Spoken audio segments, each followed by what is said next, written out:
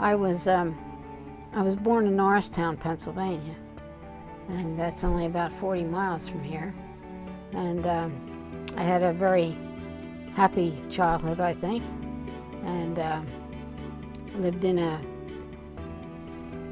family constellation that was 11 people most of the time when I was up to about 10 years. And my grandmother was the matriarch, my father's mother, and we had a cousin who lived 1 block away, so we had 14 almost any Sunday. So I just happened to take the right courses. I was interested in math and science in high school, and I continued that on at Ursinus College. And my brother was pre-med, and he didn't go to medical school right from college. He went into the Naval Air Force because that was the thing to do at the time he graduated, because we were right in the midst of the Second World War. And when he came back then, he went to medical school, and he profited by the GI Bill. We had all the basic courses that everybody has in medical school. I had no idea of doing pediatrics until I got to be an intern, because at that time we all had to take a rotating internship, and so it wasn't until halfway through that I realized that pediatrics was what I would really like to do. So then you had to spend a couple more years in pediatrics. So I was very fortunate to go into practice with Margaret Handy, because it was like having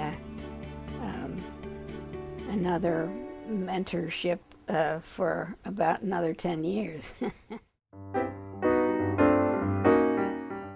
Main ones were Margaret Handy and Charles Wagner, and then Robert Warren and Henry Stroud and John Maroney. And most of those had been invited by Margaret to come and practice with her. And they were a very collegiate group. I mean, they were very bright, and they got along with each other very well. If there was a problem, they'd meet usually on a Sunday morning and decide how they're going to solve it, and they did. Well, usually I made rounds with Dr. Handy in the morning, or else saw my own patients too, and that would usually be at the Delaware hospital that we would do that together. She went to other hospitals, and so did I if we had other patients. I would go to the office, and sometimes I would see the patients at my other hospitals early, before I knew it was time for her to come in and be at the Delaware, at the nursery. So, and then I would go back to the office and have office patients for a couple hours.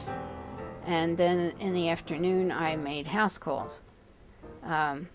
She made her house calls in the morning, and then she had her office hours for probably 3 hours or so in the afternoon. And then we would get together either by phone, or I would be back in the office, and we'd divide up what other patients need to be seen late in the afternoon, and then we'd meet for dinner. And then she made her telephone calls in the evening. Now, a lot of doctors did that phoning in the morning, but and she did a little of it, but then most of it was in the evening, and that would be sometimes a couple hours that she would spend on the phone talking to different people. And I learned an awful lot of pediatrics just listening to what she was saying on the phone. And so I really got lots of instruction on the way. I joined the academy fairly early. I can't tell you what date, but it was probably around 1960, and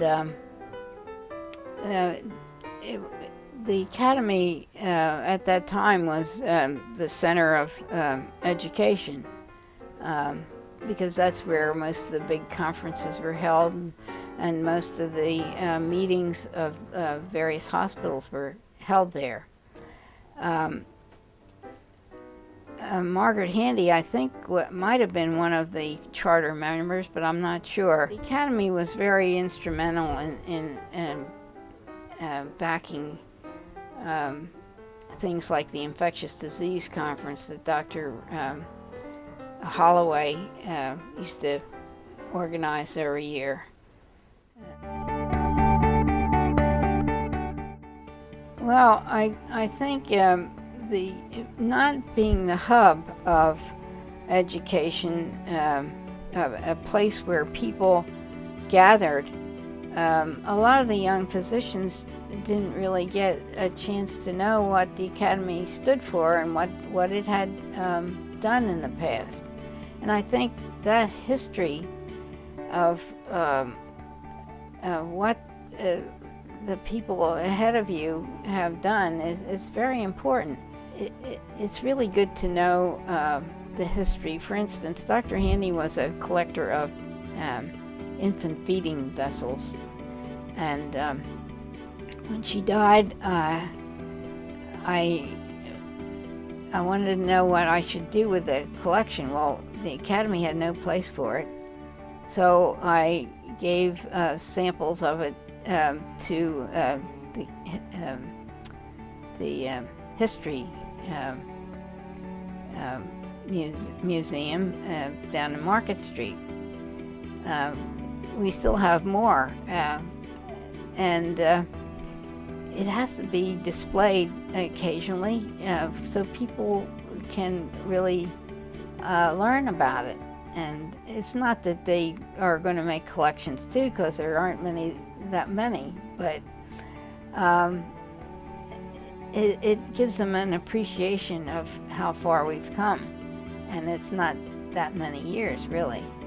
The most important thing to me is when I meet somebody on the street and they always say I saved their baby, but you know, I didn't save many babies. And they think that a lot of people think I delivered their baby. Well, I didn't. I just caught it. And but you know, the fact that you went through some suffering with people, it makes them really remember, and that's what's so important. If you can take the time to get into the situation with the family and with the person, whether the baby lived or died is not the important. It is important, there's no doubt about that, but what people are left with is how you have that interaction, and the interaction of people with one another is that's the most important thing in life, I guess. And so practicing medicine gives you that opportunity to be able to have that interaction with people. And many times on an intimate basis that is not shared with other people.